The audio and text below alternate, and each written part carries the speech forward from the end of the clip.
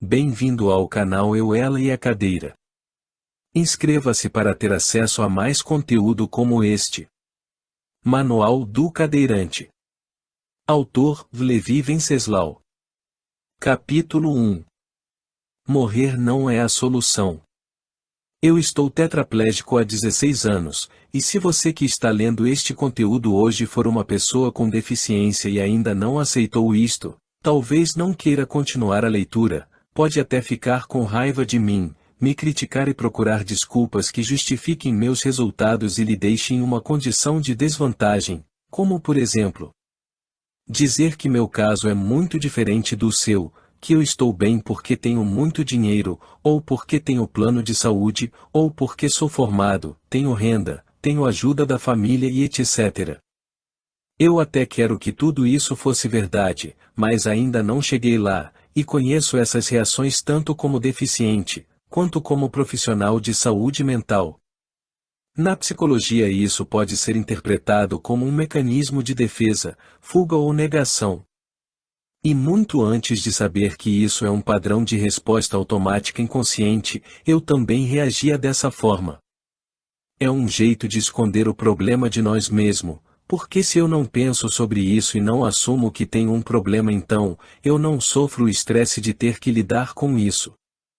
Quando eu vi alguém mais reabilitado que eu, em vez de querer saber como ele conseguiu chegar lá, como se adaptou, como vivia, como se cuidava, eu me colocava como sendo um caso mais grave e vivendo em condições muito mais difíceis e isto justificaria a minha falta de atitude.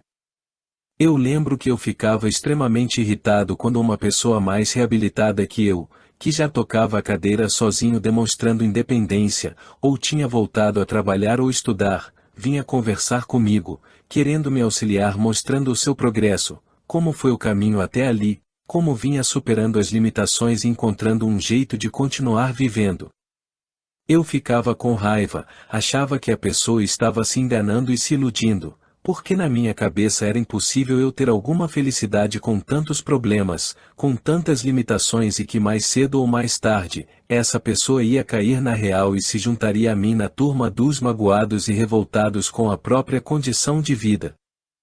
Mas para você que decidiu continuar lendo, garanto sinceridade em meu relato, não vou aqui contar vantagem nem julgar ou criticar qualquer condição de vida.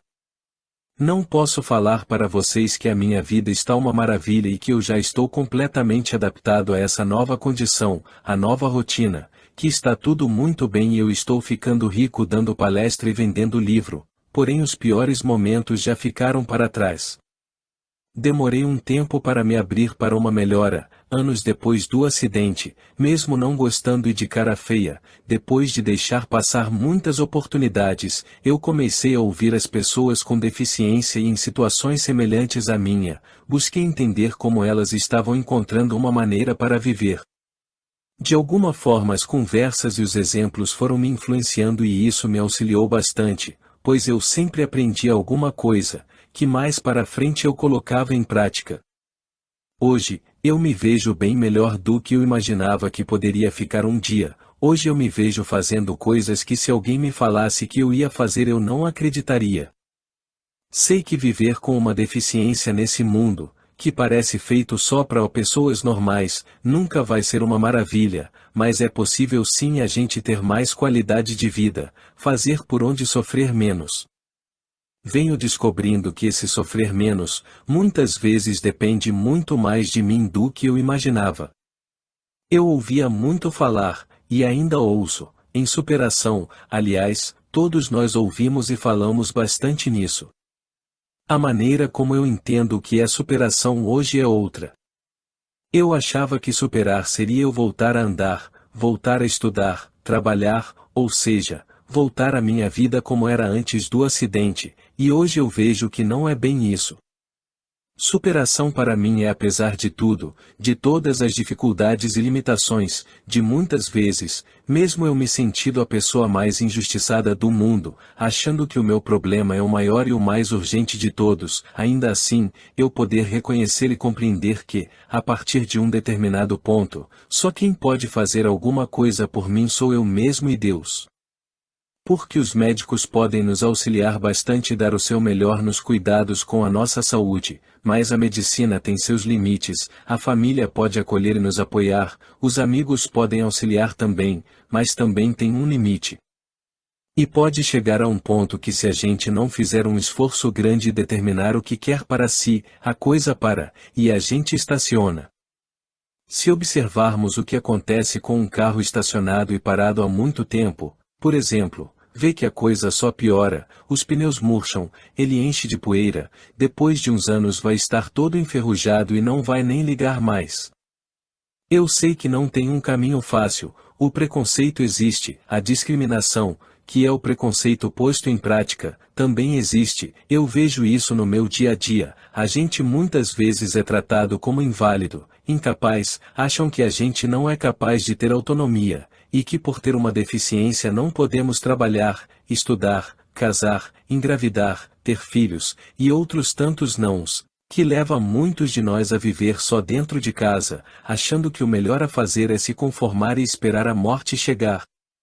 Ou até mesmo procurar por ela, em alguns casos.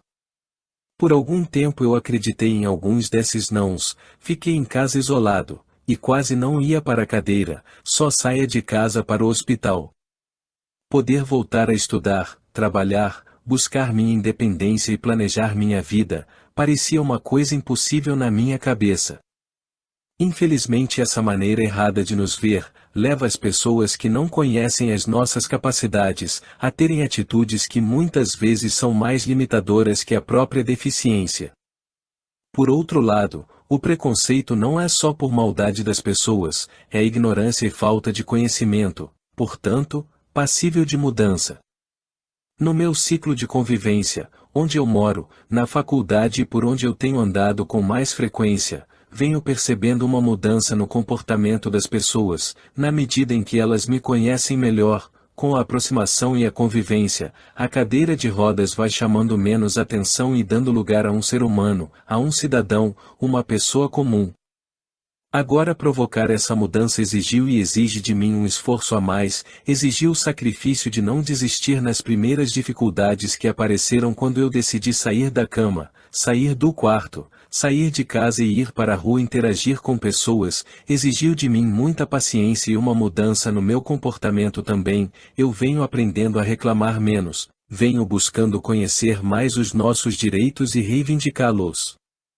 Vejo que isso é uma coisa bem importante, a gente saber que tem alguns direitos e procurar conhecer quais são eles, para na hora de exigir a solução de um problema, saber como e para quem reclamar, por que xingar e ficar reclamando dentro de casa, para a mãe e para o pai e para as pessoas próximas que ajudam a gente, não resolve nada. E nesse contexto venho buscando assumir a minha parte na tarefa de mudar essa visão de inutilidade que as pessoas têm de nós deficientes, mostrando que com algumas adaptações podemos ser tão capazes quanto qualquer outra pessoa considerada normal. Sempre que me convidam para algum evento onde se discute assuntos relacionados a pessoas com deficiência, eu procuro mostrar e explicar coisas básicas sobre o nosso universo. Coisas que na nossa cabeça são óbvias, mas as pessoas não enxergam. A primeira coisa que é preciso esclarecer é que nós deficientes não somos iguais, cada um é único, porém com os mesmos direitos à autorrealização que qualquer outra pessoa. Temos as mesmas necessidades que as demais, a necessidade de aprender, de experimentar, de namorar, de compartilhar, de estudar, ter uma profissão, planejar o futuro. Formar uma família e crescer na vida. Sem que ninguém queira nos impor um padrão social de comportamento, como sendo o único e o certo a se seguir, porque existe muitas formas diferentes de se fazer as atividades do dia a dia, se locomover, por exemplo, pode ser de cadeira de rodas, com muletas, bengalas, andadores, com cão-guia, existe várias adaptações que permitem a gente dirigir, a depender do caso é claro. Tem várias modalidades de esportes adaptados, e cada um de nós que queira, deve buscar a forma mais adequada e confortável para fazer aquilo que precisa, o que quer, e o que deseja, lembrando sempre que, quem melhor pode dizer qual é o nosso limite e o que a gente pode fazer ou não, na maioria das vezes somos nós mesmos, e isso deve ser respeitado. Capítulo 2. Não enlouqueça. Eu não nasci deficiente físico, mas no ano de 2006, fui vítima de um acidente de trânsito. E por coincidência ou não, o acidente foi no dia do meu aniversário de 23 anos. Tinha um cavalo morto na BR, que tinha acabado de ser atropelado por outro carro e o local não estava sinalizado ainda. O carro que eu vinha bateu neste cavalo, o motorista perdeu o controle. Para piorar as coisas era em cima de uma ponte e caímos da ponte. Eu vinha atrás do banco do carona, tinham 5 pessoas no carro, mas só quem se machucou com gravidade foi eu. Houve uma lesão na medula, na altura da coluna cervical e eu fui diagnosticado tetraplégico. Tetraplegia é um nome estranho para uma condição física mais estranha ainda. Teoricamente o que acontece é uma paralisia dos 4 membros, e entre outras complicações, leva o sujeito a uma total dependência alheia, e eu já praticamente um adulto de uma hora para outra me vi em uma condição física onde tudo o que eu tinha aprendido até então não servia para muita coisa. O meu corpo passou a ser uma coisa totalmente estranha para mim mesmo. Nos primeiros dias no hospital na UTI, tudo era muito duvidoso, ninguém se arriscava a me dizer se eu ia voltar a andar ou não, ou se um dia eu ia voltar a respirar sem a ajuda de uma máquina. Eu queria acreditar que em poucos dias tudo voltaria ao normal, eu ia voltar para casa e me recuperaria totalmente, mas não foi bem isso o que aconteceu. É óbvio que ninguém espera por um acidente, nem tampouco está preparado para ter uma deficiência física tão grave e as dificuldades superaram muito as minhas expectativas. Hoje, como psicólogo e estudioso do comportamento humano, eu consigo fazer uma leitura dos momentos e das fases que passei até chegar aqui. A deficiência deixa claro o que a gente é de verdade, a gente vê os nossos limites e a nossa impotência e isso pode despertar muitos sentimentos, medo, raiva, tristeza, revolta, e manejar e ressignificar tudo isso pode ser demorado. São muitas as variáveis que determinam em quanto tempo a pessoa vai aceitar a condição dela mesma. No meu caso houve uma mudança muito brusca na aparência em um curto período. Chegou ao ponto de eu não me reconhecer no espelho.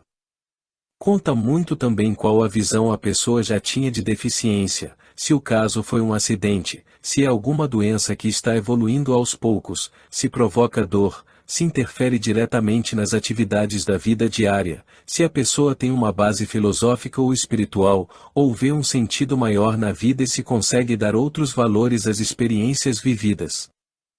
Então cada um é que vai ter que descobrir seu caminho, porém seja como for, para seguir em frente é essencial que ocorra a aceitação, a inclusão da deficiência na existência da pessoa, sem deixar que a deficiência seja sua identidade, mas sim uma parte de quem se é.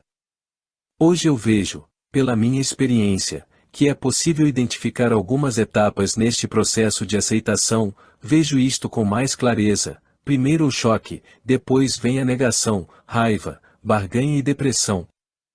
O choque é no início, surge quando você escuta qual é o diagnóstico.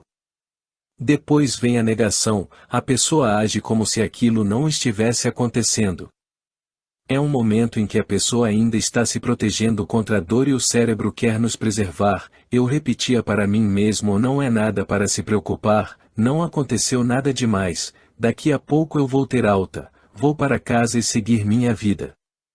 Em seguida, vem a raiva, é quando, como dizem, começa a cair a ficha, a pessoa começa a ter uma percepção real do que houve, do que está acontecendo e começa a avaliar as perspectivas. Nessa fase também há uma inquietante busca por culpados, a pessoa ainda busca responsabilizar alguém e não ele mesmo por essa, vamos dizer, injustiça. O próximo estágio é a barganha, vem um momento de negociação, a pessoa acreditando que vai voltar à condição de vida anterior começa a se impor condições para isso, coisas do tipo: quando eu voltar a andar vou virar maratonista, vou fazer o caminho de Santiago, vou voltar para a igreja, etc. Esse estágio é seguido pela depressão. Chegou um momento em minha vida onde tudo já estava favorável para que eu encontrasse uma rotina produtiva, eu já poderia fazer alguma atividade fora de casa, mas infelizmente eu não conseguia, mesmo tendo condições clínicas e fisiológicas que já me permitia sair de casa, voltar a estudar, por exemplo, trabalhar, ou ter alguma ocupação, eu não tinha vontade nem ânimo, não tinha prazer nenhum em qualquer atividade.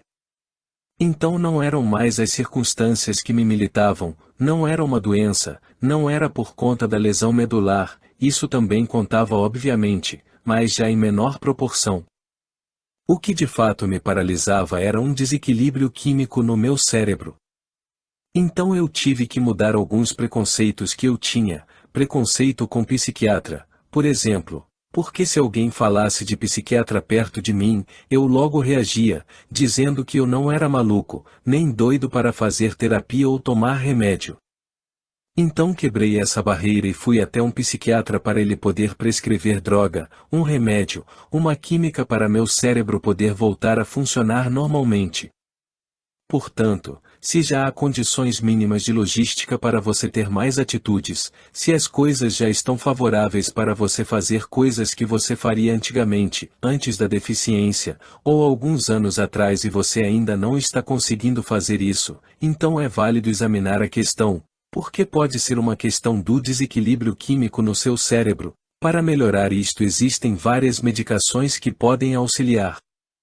E aqui cabe um esclarecimento a respeito da depressão, porque muita gente não sabe o que é de fato a depressão, virou uma palavra banal que evoca muitos preconceitos. Por não conhecer as causas e como ela acontece não se busca uma solução adequada. Eu já tive depressão, e na época um médico, psiquiatra, me prescreveu um antidepressivo, e eu tomei um tempo, mas não vi resultado, não me ajudou em nada. Depois o médico mudou a medicação, também tomei essa outra um tempo, mas também não funcionou, eu não sentia nenhuma mudança. Então eu fui procurar entender melhor meu corpo, meu cérebro para encontrar uma solução e entender o que de fato é a depressão, como os remédios agem. Com isso aprendi que existem variações quanto ao tipo de depressão, as causas e que para cada tipo pode existir uma medicação mais indicada. No meu caso foi concluído que eu tinha uma depressão endógena, que é uma depressão causada por um mau funcionamento de alguns neurotransmissores, que são os responsáveis pela comunicação e a troca de informações entre as células do nosso cérebro e até onde eu estudei os pesquisadores já tinham encontrado no cérebro 73 substâncias, porém não se sabia ainda, hoje eu acho que já sabem, qual a função de todas elas. E as mais conhecidas e manipuláveis através de remédios são da noradrenalina, a dopamina e a serotonina, e para esses três neurotransmissores já tem medicações que podem alterar a presença e a quantidade deles no cérebro, a fim de chegar em um equilíbrio. A noradrenalina, por exemplo, é como se fosse o nosso acelerador. Toda vez que você quer realizar alguma coisa ela tem que estar presente, se não estiver você não consegue fazer muita coisa, pode até pensar em fazer, precisar e querer fazer, mas não consegue. Então é provável que uma pessoa que sente estas coisas, tenha uma depressão causada pela falta de noradrenalina, e se você não tem o suficiente não consegue ativar as conexões neurais necessárias para realizar o que você se propõe. Então, possivelmente, tomando a medicação apropriada, uma que aumente a oferta de noradrenalina, vai ficar mais fácil superar esse quadro. Você toma o remédio e fica bem. Mas, até identificar qual é o remédio adequado pode levar um tempo. Eu tomei alguns antidepressivos que não funcionaram, mas o médico foi mudando, até que um funcionou. O objetivo de uma medicação é fazer o indivíduo ficar funcional. Outra substância cuja falta ou excesso dá problemas é a serotonina, que é a responsável pela sensação de prazer, de satisfação, de motivação. Então se não tem serotonina você não tem alegria, você não tem motivação. Nesse caso pode até já existir a condição de se fazer várias coisas, e a pessoa tem a liberdade de fazer o que quiser, mas não tem nenhum motivo para fazer. Não sente nada ao fazer e isso pode levar a um quadro depressivo. Mas, tomando um antidepressivo, aumentando a oferta de serotonina é provável que o indivíduo saia do quadro depressivo. O remédio não é para a vida toda, é apenas um suporte temporário para que você consiga novamente avistar o caminho e dar os próximos passos, e assim que você conseguir sair do lugar, voltar a dar conta de administrar sua vida, você vai deixar ele de lado, o médico vai diminuindo a dose, fazendo um desmame até você estar equilibrado e com autonomia para dar conta da sua vida novamente. Vale ressaltar que o uso de medicamentos por conta própria é perigoso e pode causar sérios problemas, portanto, é fundamental que seja prescrito por um médico. Capítulo 3. Encontrando um sentido. Se você ainda está na fase em que a morte se mostra uma alternativa viável, eu quero lhe desaconselhar a ir por este caminho. Porém, não quero fazer julgamentos, porque eu já estive neste lugar de achar que morrer resolveria meus problemas. Portanto, sem julgamentos. E para você que se dispôs a me ouvir, eu quero aqui compartilhar como eu saí desta condição e como este pensamento foi transformado, porque na realidade ninguém quer se matar, o indivíduo quer se livrar da dor, do sofrimento. Antes do acidente eu costumava falar que não aceitaria jamais viver dependente de outras pessoas, no sentido das atividades diárias, comer, tomar banho, me locomover e etc. Quando eu falava isso era imaginando a velhice, depois dos 90 anos, mas, por uma ironia do destino, eu me encontrei nesta condição muito cedo e foi inevitável pensar em suicídio.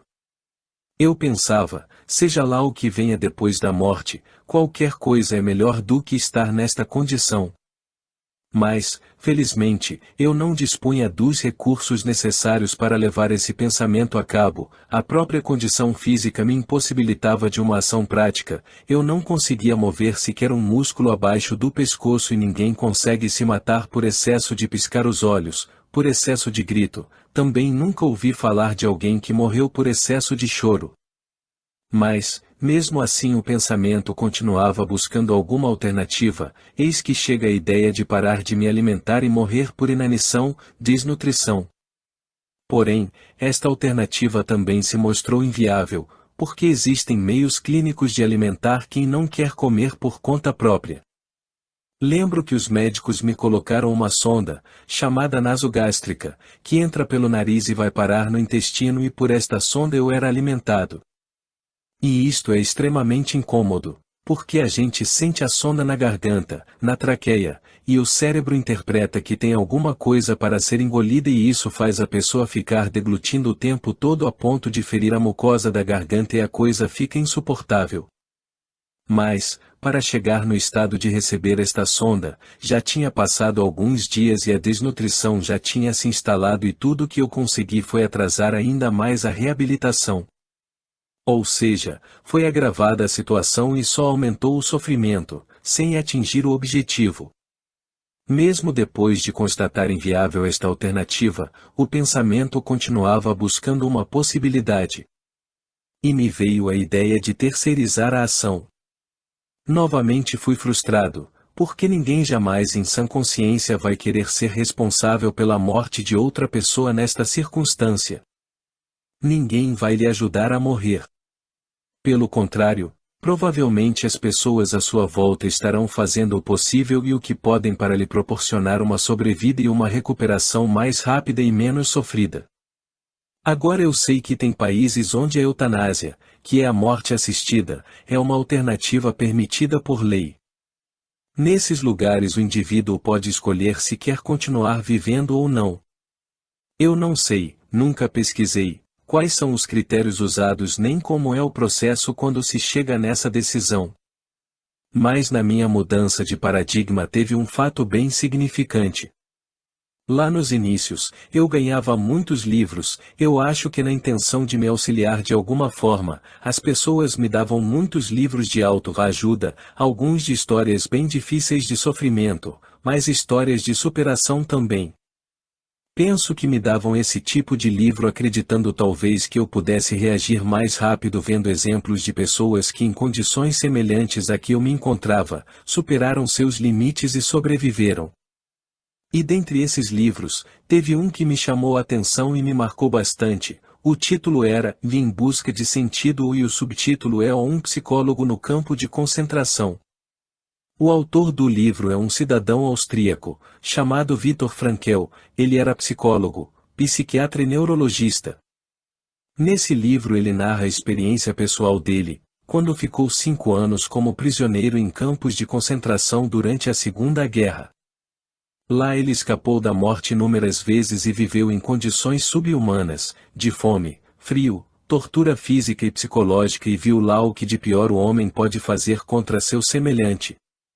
Essa experiência serviu também como laboratório para ele desenvolver uma abordagem da psicologia, que a princípio ele chamou de análise existencial. E dentre outras coisas ele buscava entender o que diferenciava uma pessoa que ao chegar no campo de concentração definhava e morria em poucos dias, ou se suicidava e as pessoas que resistiam, desafiando todas as probabilidades não se entregavam e viviam por anos naquelas condições, fazendo trabalhos forçados, passando fome e frio, sofrendo tortura física e psicológica. Ele chega a conclusões bem interessantes, coloca como princípio de sua teoria, que a vida sempre tem um sentido, independente das circunstâncias e das condições em que se viva. Sendo a missão do homem encontrar esse sentido, um sentido que não é igual para todos, pode mudar, pode variar de acordo com a transitoriedade da vida e as circunstâncias do momento. E ao reconhecer que a vida sempre tem um sentido e que é missão de cada um encontrar um sentido para a própria vida, a pessoa vai criando autonomia e assumindo o controle da sua vida, podendo fazer melhores escolhas, sendo mais responsável por ela, se tornando o protagonista do próprio destino. Caso isso não aconteça, ou seja, o indivíduo não consiga ver que a vida dele tem um sentido e que é necessário se buscar esse sentido. Aí surge então o que Viktor Frankl chama de vazio existencial, e esse vazio é um campo fértil para o surgimento de várias patologias psíquicas, é um campo fértil para a violência, para a depressão, dependência química e outros males que podem acometer o ser humano. Esse vazio existencial também pode levar o sujeito que está sem rumo a imitar os outros, fazer o que os outros fazem, sem nenhum senso crítico, apenas repetindo os comportamentos que vê. O indivíduo passa a fazer o que os outros impõem que ele faça, obedecendo cegamente sem se perguntar no que vai resultar suas ações. Pois bem, depois de ler esse livro alguma coisa mudou, eu comecei a ver e entender que apesar de tudo o que estava acontecendo comigo eu tinha que assumir o protagonismo da minha vida e ter uma atitude perante o desafio que a vida estava me impondo.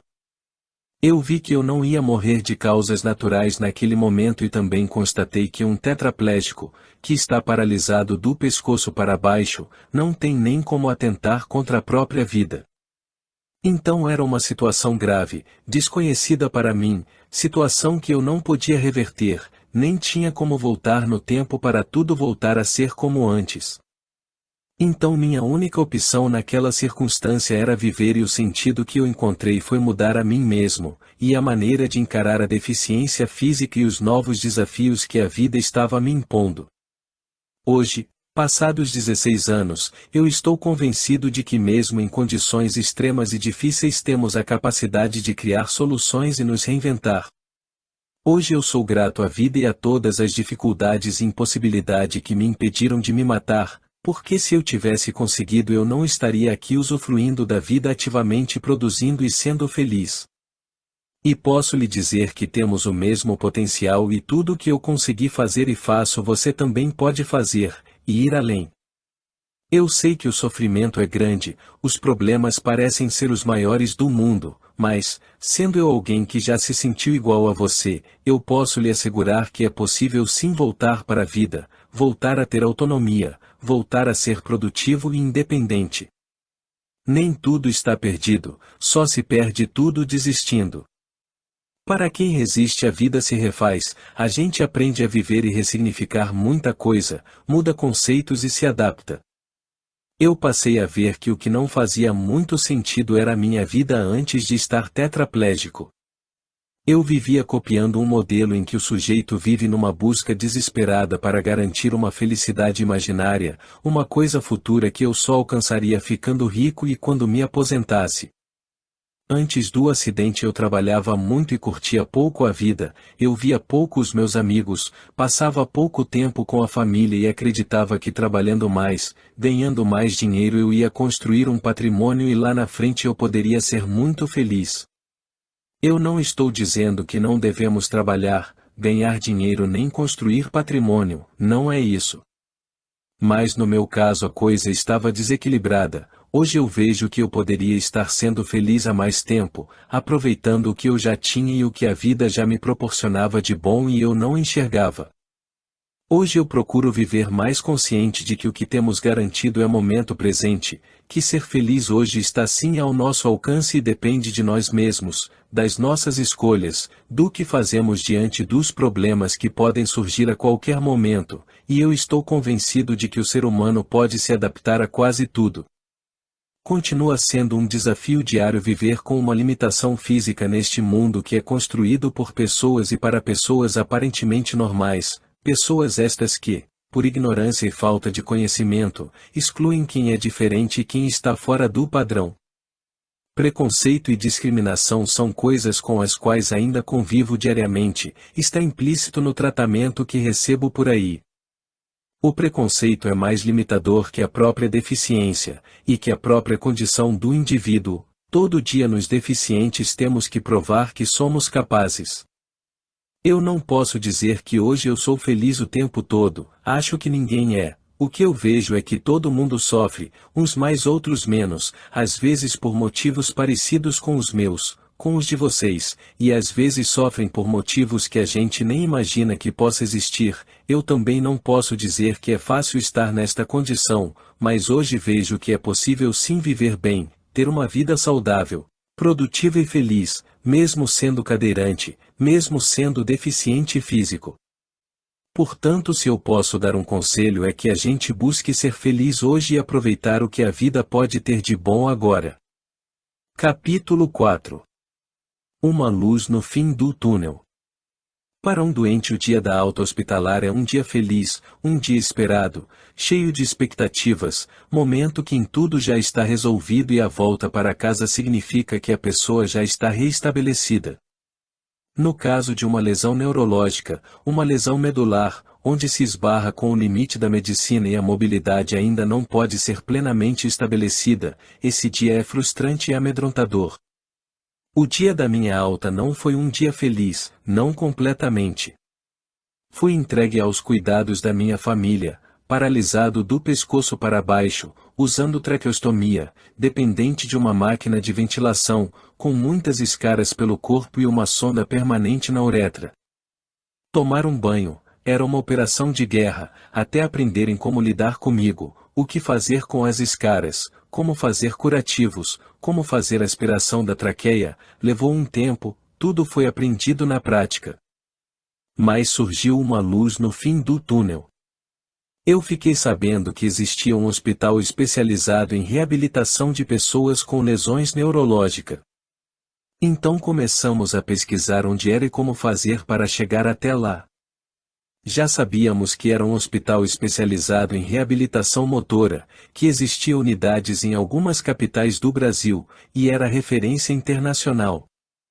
Mas ao entrar em contato com o hospital veio uma notícia ruim, que era fila de espera. Eu não tinha noção do tamanho da demanda. A estimativa de espera era de 1 ano e a depender do caso poderia demorar ainda mais. A admissão respeitava alguns critérios como idade, localização geográfica e principalmente gravidade da situação. Pois bem, o que nos restava fazer era se inscrever e entrar na fila.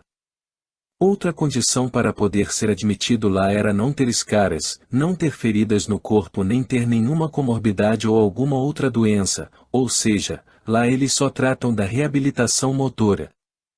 Fizemos a inscrição, 1 ano depois eu fui chamado para uma primeira avaliação. Nesse 1 ano de espera a situação não evoluiu muito. Eu ainda estava com lesões de pele, mas já não dependia do suporte de ventilação mecânica e isso já era uma vitória grande. Na época eu morava na Paraíba e fui admitido no hospital na unidade de Salvador na Bahia. Alguns meses depois da primeira avaliação eu fui chamado para internar e fazer o programa de reabilitação.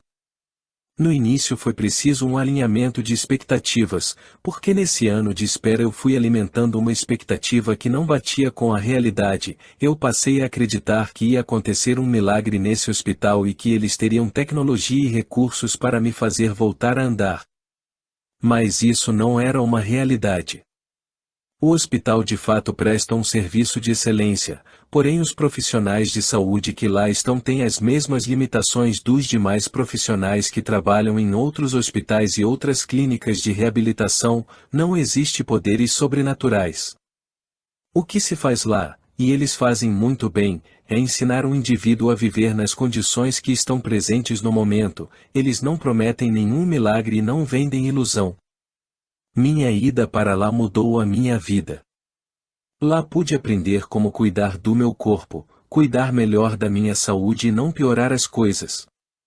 No início o mais urgente era fechar as lesões de pele ou escaras. Foram feitas cirurgias plásticas, porque as feridas abertas inviabilizavam a reabilitação motora, eram um foco de infecção e enfraquecimento orgânico como todo. Essas lesões limitavam a mobilidade, eu não podia sentar nem ficar muito tempo deitado em uma só posição. As feridas eram nas costas, na região sacral e nas laterais das pernas. Mais para frente, quando as feridas já estavam fechadas, finalmente começou o chamado programa de reabilitação. E primeiro se avalia o grau de dependência do indivíduo, o grau da lesão neurológica, e com base nisso é feito um prognóstico. Uma pessoa que só tem condições de movimentar o bíceps, por exemplo, vai-se trabalhar e criar adaptações para que possa executar o maior número de atividades possíveis com o movimento que a contração desse músculo permite.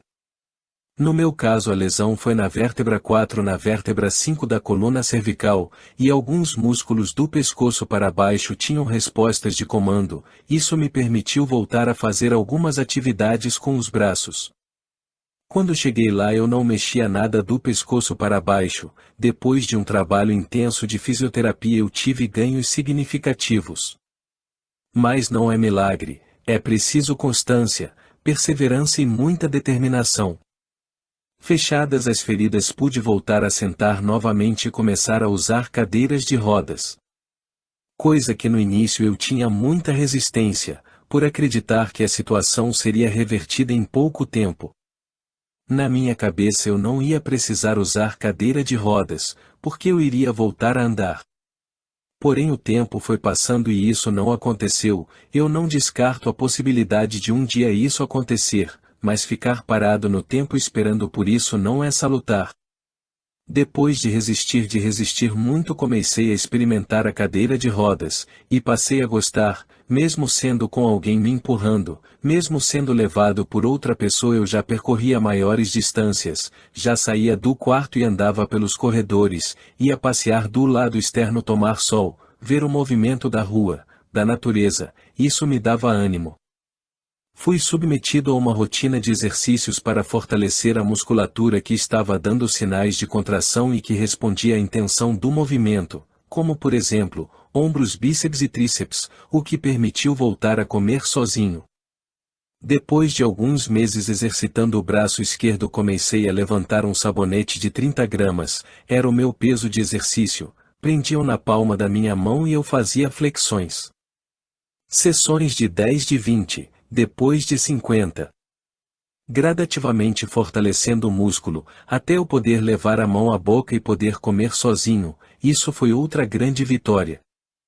Acredito que muitos de vocês passaram, e ainda passam, pela experiência de receber o alimento na boca, dado por outra pessoa. É muito estranho essa experiência, porque cada um tem na sua cabeça combinações bem específicas de paladar, seus gostos e combinações de alimentos preferidos. Por exemplo, tem gente que gosta de misturar ovo com macarrão. Eu enjoo se colocar essa mistura na boca. Feijão com arroz. Quase todo mundo acha o sabor agradável, mas tem misturas muito esquisitas, e nos ofertam uma colherada com essa junção de coisas. Fica chato pedir para que atendam o nosso gosto nos mínimos detalhes. Alguém pode se chatear com tantas minúcias e se negar a continuar fazendo esta atividade. Então voltar a comer sozinho é uma grande libertação. Nesse início eu pude também voltar a escovar os dentes, tentei fazer a barba, mas ainda não consigo. Para fazer a barba necessita um grau mais preciso de habilidade. Com adaptações aprendi a digitar e usar o computador novamente. Isso causou outra revolução na minha vida. A interação com a tecnologia nos permite estudar, escrever, interagir com o mundo, conversar, comprar, vender, ter conta em banco. As atividades práticas da vida diária também me foram ensinadas, como fazer transferência da cama para a cadeira, transferência da cadeira para a cadeira de banho, da cadeira de rodas para um carro, tudo isso com técnicas e de forma a mobilizar o mínimo de mão de obra possível, ou seja, algumas dessas manobras uma pessoa só consegue fazer. Escovar dente, voltar a mexer no computador, poder assistir TV e mudar os canais no controle, isso me deu mais qualidade de vida. Pequenas ações e pequenos ganhos repercutem de forma grandiosa, aumentando nossa autoestima, nossa vontade de continuar buscando independência. Com isso a esperança se renova e a vida vai voltando a ter sentido.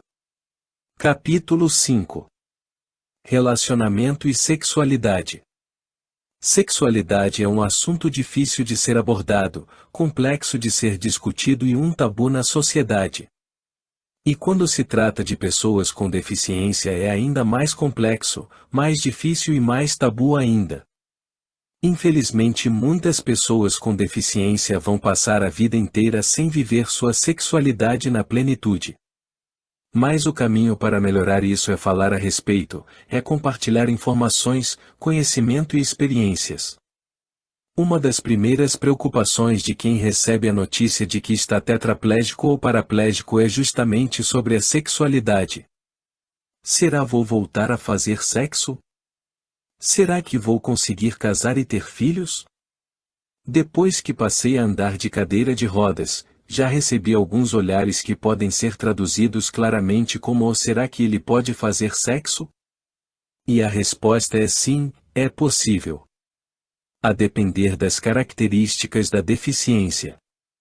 O que acontece é que a falta de conhecimento a respeito do funcionamento do corpo pode nos levar a conclusões precipitadas e a sofrimentos desnecessários. A sexualidade está presente em todo indivíduo, desde o nascimento até a sua morte. Agora, como ela vai se desenvolver, como ela vai ser vivenciada, aí são muitas as variáveis que determinam isto. No contexto da pessoa com deficiência é comum às famílias, os cuidadores e as pessoas em torno ignorar a sexualidade do indivíduo, ou até mesmo acreditar que ela não exista.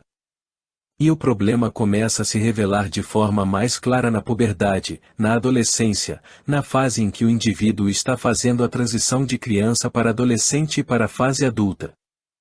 O corpo começa a apresentar as transformações características desta transição. Nascimento dos pelos pubianos, menstruação e desenvolvimento das mamas nas meninas. Nos meninos também começa a nascer os pelos pubianos, mudança na voz, ou seja, o corpo está se preparando para a vida sexual. No contexto social inicia-se as primeiras interações de paquera e intenções de namoro. E o corpo, o gestual, a estética e a aparência são muito importantes nessa fase, é o que pode determinar o êxito ou fracasso na conquista. É uma fase crítica principalmente para quem tem uma deficiência física muito aparente, que influencia na maneira de expressão, no jeito de ser, de andar, de se locomover, e de se apresentar para as pessoas. Eu passei por momentos bem complicados com relação a isso. Depois do acidente surgiram alguns conflitos com a minha imagem corporal, as pernas ágeis e de músculos rígidos, agora eram finas e atrofiadas, que é o contrário do estereótipo de masculinidade. Um cadeirante ou deficiente físico com atrofia muscular e deformações não passa exatamente uma imagem de garanhão conquistador. Para mim foi necessário um tempo para que eu recuperasse a autoconfiança e a autoestima.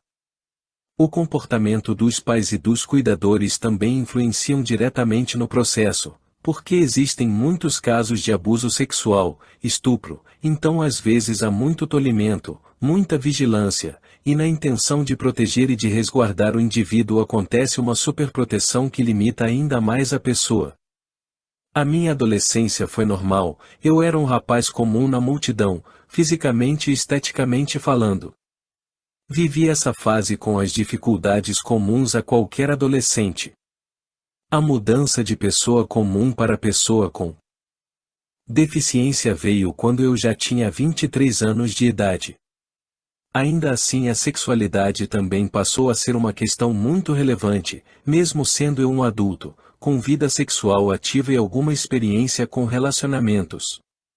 Quando eu recebi o diagnóstico que estava tetraplégico, e que nada funcionaria como antes, do meu pescoço para baixo, a primeira preocupação que veio foi: será que eu vou poder fazer sexo? Será que eu vou poder me relacionar com uma mulher novamente? Será que eu vou poder ter filhos? E por um bom tempo eu não tive respostas para estas perguntas, ninguém sabia me responder. E em um determinado momento eu fui em busca das respostas por mim mesmo. Uma relação sexual depende de um conjunto de fatores, neurológicos, psicológicos e físicos. Com relação à funcionalidade do corpo, no meu caso, que é uma lesão medular na coluna cervical, por si só isso não inviabilizava eu ter uma vida sexual ativa. Porém algumas coisas funcionam diferente. Primeiro é preciso entender que o ato sexual é uma conjunção de vários processos. E por esses processos acontecerem quase ao mesmo tempo fica a impressão de que é uma coisa só. Ereção, ejaculação e orgasmo são três coisas diferentes, são eventos individuais que precisam de mecanismos específicos para acontecer. A ereção, por exemplo, existe dois tipos, uma chama-se ereção psicogênica e a outra chama-se ereção reflexa, e cada uma precisa de um mecanismo diferente para acontecer. A mais comum é a chamada ereção psicogênica, ela acontece por estímulo visual, o olho capta a imagem que lhe desperta o impulso, o desejo sexual, o cérebro processa essas imagens e manda os comandos para o corpo, que reage e se preparar para o ato sexual. Esses comandos chegam no resto do corpo através da medula espinhal. Portanto, a ereção psicogênica só tem quem tem a medula espinhal preservada. Porque ela é a estrada, o caminho para os estímulos visuais chegar no órgão sexual e provocar a ereção. Já a ereção reflexa não precisa do estímulo visual e nem do cérebro para acontecer, quem controla ela é a medula espinhal. E funciona da seguinte forma: existem no nosso corpo as chamadas zonas erógenas, são áreas do corpo que quando tocadas ou acariciadas provocam excitação. Normalmente são áreas próximas aos genitais, e o próprio órgão genital. Os toques nessas áreas levam informações até a medula e a própria medula devolve o estímulo preparando o órgão genital para o coito, para a relação. A área na medula onde se processa essa troca de informações é a região sacra. Assim sendo, quem tem uma lesão medular na coluna cervical, torácica ou lombar, é provável que só poderá ter ereção reflexa. Ou seja, a que não depende do cérebro para acontecer. E existe também alguns recursos que podem otimizar a ereção e auxiliar a mantê-la por tempo satisfatório. São os remédios para disfunção erétil e impotência. A ejaculação, que é parte importante também no sexo, para acontecer depende da medula espinhal e do cérebro para mediar os processos entre os órgãos envolvidos, que são a próstata, os testículos e o pênis. Também é possível provocar uma ejaculação usando meios externos, através da chamada eletroestimulação. Dando pequenos choques na próstata é possível ejacular e expelir o esperma para fora. Ejaculação não é orgasmo, são coisas diferentes. Orgasmo é um fenômeno que acontece no cérebro do indivíduo, e não depende do órgão genital nem da medula para acontece. Se o indivíduo tem cérebro ela pode ter orgasmo. Eu falei aqui do homem, mas em muitos aspectos para a mulher o processo é semelhante. Mulheres com deficiência podem sim, a depender do caso, se relacionar sexualmente, engravidar e ter filhos, se assim desejar. Capítulo 6. Adaptações à vida diária. Eu lembro a primeira vez que eu sentei na cadeira de rodas, a demora para isso acontecer se deu por conta das úlceras de pressão e por uma resistência minha. Na minha cabeça uma cadeira de rodas simbolizava limitação, inferioridade e fraqueza. Quando eu via alguém de cadeira de rodas eu sentia pena, então me imaginar usando a cadeira de rodas ou sentar nela era me colocar sob esse olhar. Fui convencido a aceitá-la, e a primeira cadeira é inesquecível. Não calculamos bem e compramos uma cadeira gigante, com medidas maiores que as necessárias. A primeira vez que sentei nela desmaiei, o som foi sumido, virando um zumbido, as cores foram ficando cinza e transparente, e eu apaguei. Depois aprendi que quando se está muito tempo deitado é preciso que suba gradativamente o ângulo do recosto até ficar com o tronco na postura ereta. Os pés baixos e o tronco ereto exigem do coração trabalho extra para levar o sangue até as extremidades. Isso requer um gasto de energia superior, de um corpo que estava em repouso. O desmaio aconteceu outras vezes, mesmo respeitado o processo de sentar gradativamente. Os primeiros passeios foram do quarto até a varanda do apartamento, depois pude olhar para o mar, sair de casa, contemplar a paisagem e olhar para as pessoas na rua. Mas eu ficava envergonhado com os olhares, incomodado por estar chamando a atenção, e vinha logo a vontade de voltar para casa. Porém foi marcante e significativo voltar a sair de casa e ver que a vida continuava normalmente e que eu não fazia falta nenhuma no mundo, tudo continuava igual, todo mundo vivendo suas vidas, a rotina do dia a dia da cidade era a mesma. No Hospital Sara tive muito contato com outros cadeirantes e pessoas em situações semelhantes à minha. Vi que existia cadeiras de rodas muito mais confortáveis, adaptadas sob medida para cada indivíduo e suas necessidades, cadeiras mais leves, mais discretas e confortáveis adequadas para a necessidade de cada um. Uma cadeira automática passou a ser meu objeto do desejo a partir do momento em que vi outras pessoas utilizando uma, com independência de se deslocar sem ter alguém atrás o empurrando, com mais autonomia, mais privacidade e mais liberdade. Porém custa muito caro uma cadeira de rodas sob medidas e com adaptações, aliás não só, material de suporte, próteses, aparelhos órteses e ferramentas destinadas a pessoas com deficiência são muito caros. Os produtos com qualidade superior geralmente são importados, fabricados fora do país. Mas, graças à solidariedade de amigos e o esposo dos meus familiares, consegui uma cadeira de rodas confortável, adaptada para as minhas necessidades. Hoje utilizo uma fornecida pelo SUS, isso mesmo, o Sistema Único de Saúde. Muitos não sabem, mas é um direito da pessoa com deficiência ter acesso à cadeira de rodas, órteses, próteses, medicações. Porém o acesso não é fácil e nem atende toda a demanda. Para começar o processo de aquisição de uma cadeira são necessários alguns passos. Ter em mãos alguns documentos como o laudo médico, atestando a deficiência e a necessidade do uso de cadeiras de rodas. No caso para uma cadeira motorizada é necessário atestar a impossibilidade de locomoção e a necessidade de auxílio permanente de uma terceira pessoa para assisti-lo.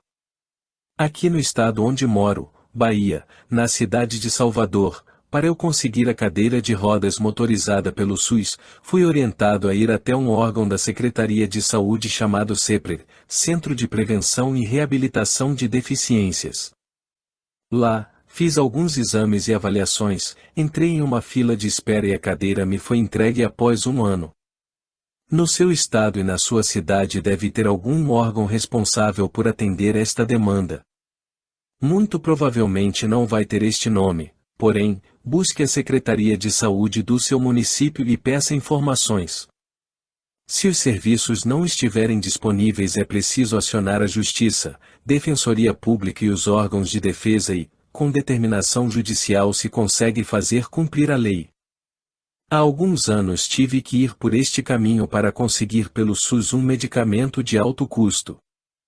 Uma cadeira de rodas sob medida adaptada para a necessidade do indivíduo é algo primordial para uma melhor qualidade de vida. Uma cadeira confortável, com um assento adequado, permite que o indivíduo fique mais tempo sentado, seja mais produtivo e tenha mais liberdade, sem prejudicar o próprio corpo, sem causar feridas e escaras. E antes de fazer um investimento financeiro em uma cadeira é necessário pesquisar, estudar, buscar informações, consultar fisioterapeuta ou um terapeuta ocupacional, para fazer um investimento que vale a pena o custo-benefício.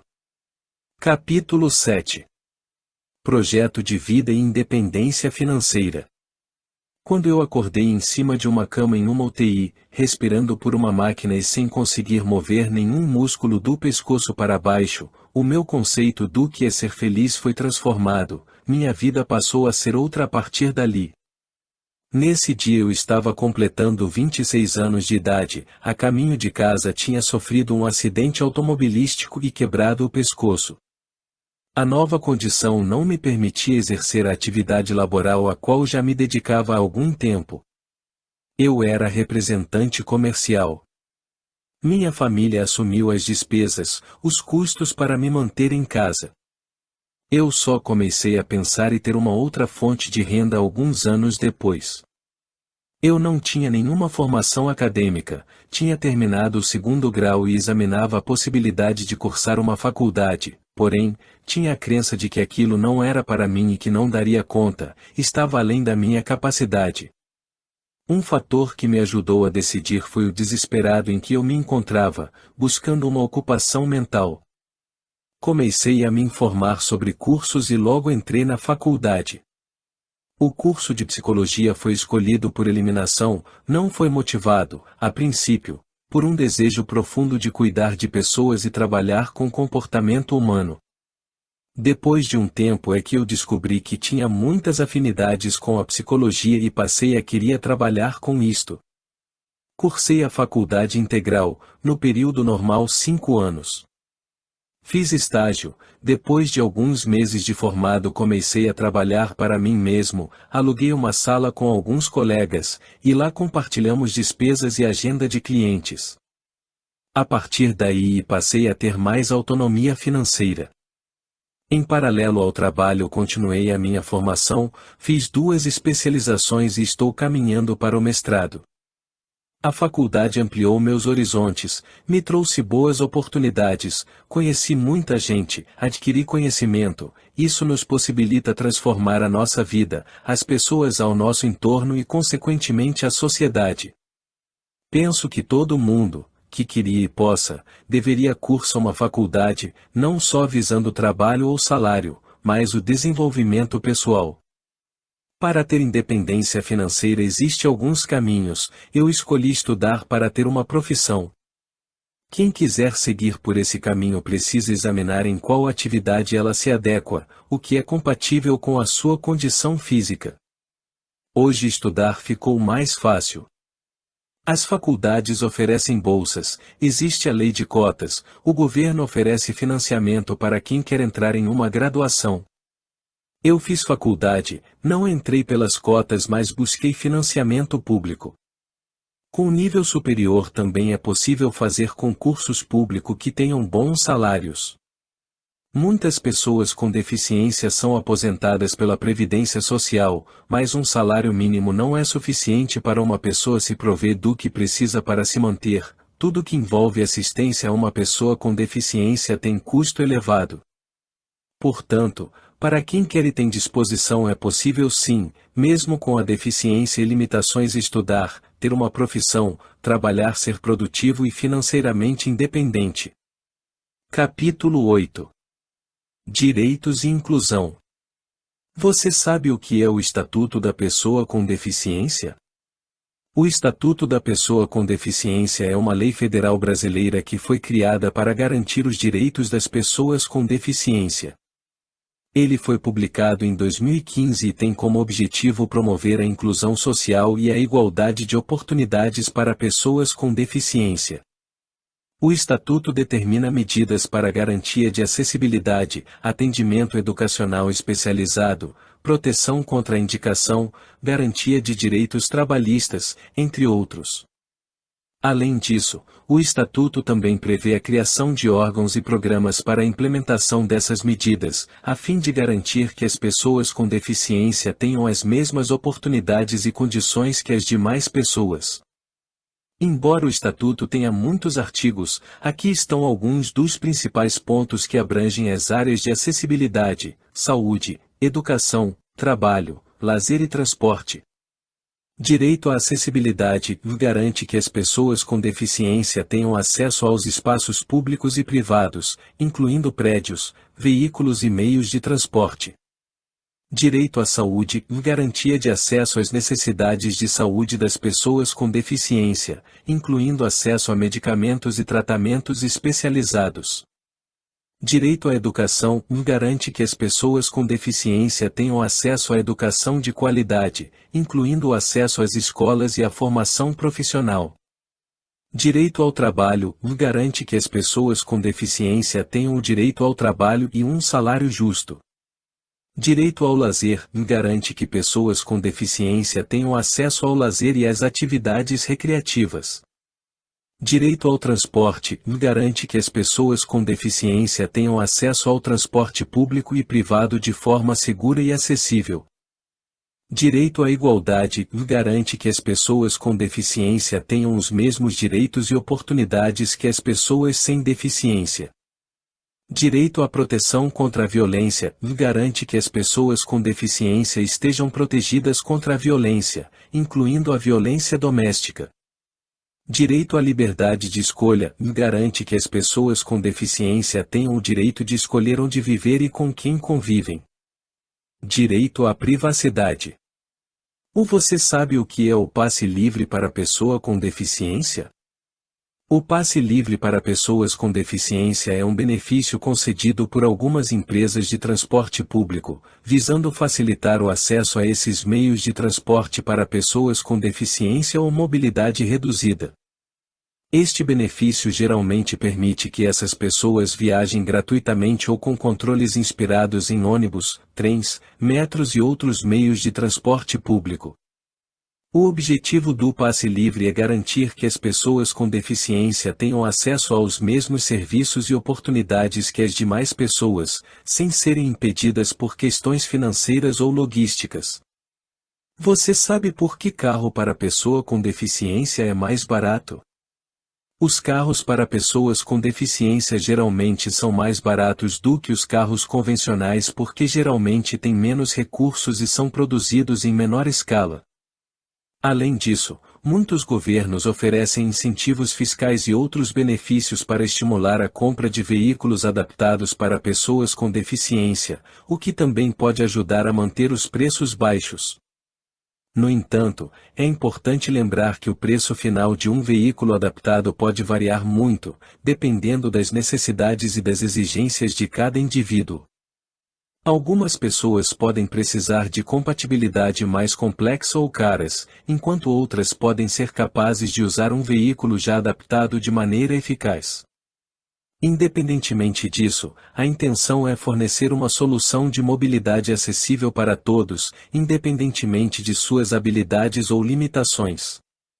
No Brasil, as pessoas com deficiência têm direito à isenção de impostos na compra de veículos, de acordo com a Lei N. Graus 12.529/2011.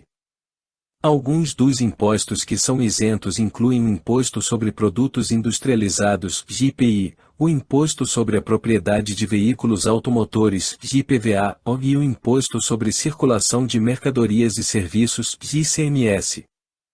Vale destacar que, para usufruir dessa isenção, é necessário comprovar a deficiência e o direito à isenção por meio de documentos específicos, como a Carteira de Identificação de Pessoa com Deficiência, CID, ou o Registro Nacional da Pessoa com Deficiência, RENASC. Além disso, é importante verificar se a comercialização ou a comercialização de veículos está aderente às normas protegidas pela legislação sobre isenção fiscal para pessoas com deficiência, para evitar possíveis problemas na hora da compra. Você sabe quais os tipos de aposentadoria as pessoas com deficiência têm direito? Para uma pessoa com deficiência no Brasil, existem duas opções de aposentadoria. Aposentadoria por invalidez é concedido a pessoas com deficiência que tenham sofrido uma perda de capacidade de trabalho superior a 15% e que não possam exercer qualquer atividade que lhes garantam a subsistência. É necessário comprovar a condição de deficiência com laudos médicos e realizar a perícia médica do Instituto Nacional do Seguro Social e INSS. Aposentadoria por idade especial é concedido a pessoas com deficiência que tenham cumprido os requisitos de idade exigidos para a aposentadoria comum, mas com redução da idade mínima em 5 anos. Devem verificar a condição de deficiência com laudos médicos e realizar uma perícia médica do INSS. O benefício de prestação continuada, BPC, é um benefício de renda mensal pago pelo governo federal a idosos e pessoas com deficiência que possuem baixa ou que não têm meios de prover o próprio sustento. Existe também o BPC. O benefício de prestação continuada, BPC, é um benefício de renda mensal pago pelo governo federal a idosos e pessoas com deficiência que possuem baixa ou que não têm meios de prover o próprio sustento. Para ter direito ao BPC, é necessário atender aos seguintes requisitos: ser pessoa com deficiência ou idosa, com idade igual ou superior a 65 anos. Não possuir renda ou ter renda mensal per capita de até 1/4 do salário mínimo. Não possui bens de valor que assegurem a manutenção. Estar inscrito no Cadastro Único para Programas Sociais do Governo Federal, SCAD Único.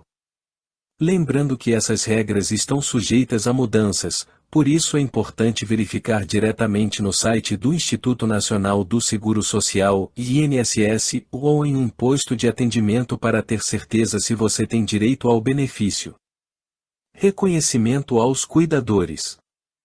O ideal seria cada um poder tomar conta da sua vida, mas o cuidador de um tetraplégico acaba por viver sua vida e a de quem ele cuida. A qualidade no tratamento dado ao deficiente que é dependente, está diretamente ligada ao bem-estar de quem lhe presta cuidados, geralmente pais e familiares. A continuidade do desempenho na função, em muitas circunstâncias, os leva à exaustão ou são recorrentes sintomas de fadiga e estresse. Registro aqui o meu reconhecimento de que, mesmo com a sobrecarga física e psicológica, é a família que proporciona, na medida do possível e até do impossível, o nosso bem-estar físico, social e emocional. Se você gostou deste audiolivro, deixe seu like e compartilhe com alguém que você acredita que também vai gostar.